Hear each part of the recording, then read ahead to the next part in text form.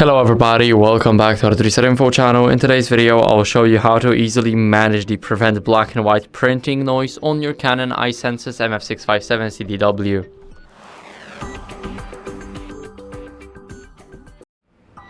So first, what you guys want to do is go over to the menu. Now, here, go over to Adjustment and Maintenance, go to Adjust Image Quality, and go over to Special Processing.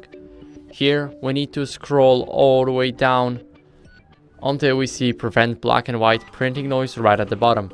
Here, we can enable it. And now, this setting is saved. So, it goes the same for turning it off. Here, we can turn it off. And that's basically it. So, I hope this video helped you. If it did, then leave a like, sub, and a comment. And I'll see you in the next one.